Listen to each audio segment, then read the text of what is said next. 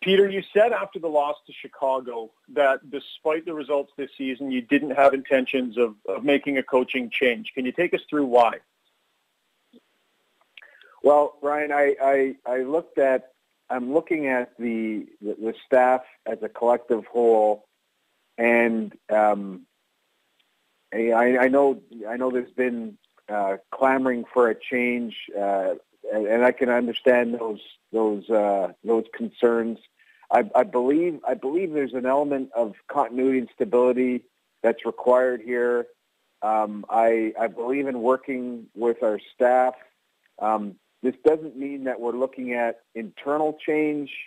It doesn't mean that we're not looking at possibly adding someone. It's just there's a number of things that we're looking at. I believe in Todd and his preparation, his foresight, his leadership, and we're working through it. We identify someone like Todd and his staff. We hire them, we put them in place, and we want to do everything we can to allow these people to succeed. And there's an element of stability that I want to maintain. Having said all that, Ryan, it doesn't mean that we won't make a change at some point. We're working through it, and I'm not going to fire Todd McLellan. I believe in him. I believe what he stands for. He's part of what the solution is here, and we're going to go forward based on that. Some of the assistants as well have come up, Todd, or Peter, and mainly because when you look at the special teams that they run point on, we're seeing some numbers that are very strange. The penalty kill is all-time low. Can you maybe just discuss the assistants that run point on these special teams and if you view them as the ones culpable for this or if it's the whole staff? Well, again, I'll preface my answer with I look at the whole staff, and to me it's a collective group, and there's the deficiencies that we're seeing in the special teams. For example, the penalty kill. It's Jim Johnson's unit, but there is a collective interaction on it. There's interaction by my part. There's interaction by our management group, trying to fix this. The home versus away thing, as far as success is for me is quite baffling, and we're trying to look at it. The systems that they're looking at, the systems that they're doing for the penalty kill, there are tweaks, there are changes that are happening. It's still not good enough. As far as singling out a singular coach, I'm not in a position to do that, and I understand it's easy to do, and I understand why people are doing it and why that question's being asked. But it's deeper than that, and it's my job to assist the staff in fixing it. You mentioned the possibility or looking into bringing in help. Is that something that you've looked at, and is that maybe getting another set of eyes, another coach with some experience to help with some of these specific elements? Is that a possibility? Yeah, that's a possibility, and you want to surround yourself with the best people possible. So we've talked about that, and I've talked to Todd about that, and it's something we're looking at. And again, I'm not trying to throw you hints, Ryan. We're looking at everything here. We're looking at personnel. We're looking at the coaches. We're looking at possibly adding help. We're looking at everything. Todd had talked about players who, were having a rough season. You've got some players that have been underachieving this year, and important players, guys that have taken steps back. I would point to maybe Clefbaum, Larson, Leon Draisaitl, the consistency, Cam Talbot early on. When you have this many players who have taken a step back at one time or another, is it on the player entirely? Who's at fault for that? No, it's not. No, it's not on the player entirely. It's and when there's a large group of them, I think it's natural to look at the coach and the coaches. I think it's just natural, and as a manager, I think that's one of the things that comes to your forefront. But that's not always the case. I mean, sometimes sometimes a lot of things happen at once for really no reason.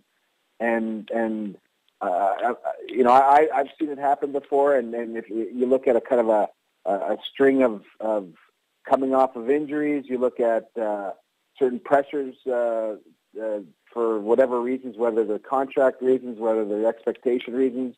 You look at youth. You look at a number of different things that just, for a certain reason, they all happen at the same time. I'm not saying that's the case here, Ryan, but it's something that you have to look at. And when you're trying to decipher this, when you're trying to figure out solutions, that's something that you can't ignore. But there's other levels too that we have to look at, and we're currently looking at it. When a team underperforms or doesn't meet expectations, I imagine everybody feels the heat a certain amount, Peter. Does that apply to you as well in this situation? Do you feel the heat of this situation, and is there an added pressure to react and do something that you have to fight off? Well, I do feel the heat, and justifiably. Our fans deserve better. Our owner deserves better. Our owner feels a commitment to the fans. We saw a level that we reached last year, and it would be hard to expect anything but that this year, at the very least. And that's going in. That's what we had expected. My job is that I have the big picture job, Ryan, and I have to be careful about reacting rashly. I have to be careful about tunnel vision on certain things. And it's hard. It's hard because you want to, your instinct based on when it's going like this is, I got to make a change. I got to make a change. That's your instinct, and there has to be a level of resistance to that because you have to take a step back and look at the bigger picture. So that's what we're going through now. Yes, I'm feeling heat, and that, when you're in this chair, you expect to feel that. So that's what we're going through right now. Your approach heading into this season, the last year of Connor McDavid's entry-level deal, he jumps to $12.5 million on the cap next year.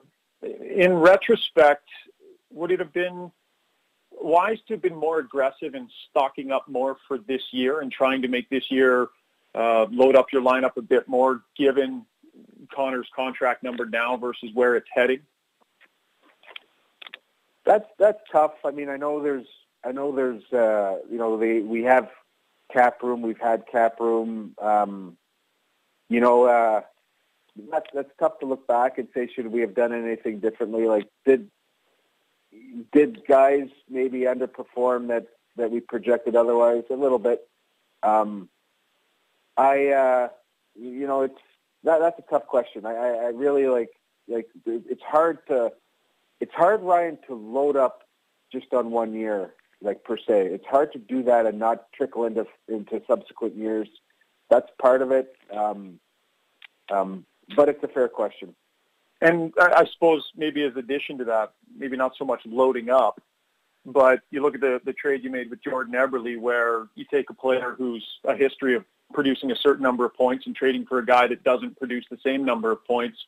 In retrospect, could you have potentially held off on that trade and kept that skill in your lineup heading into this season, given, the cap space is there, but it's not being used right now?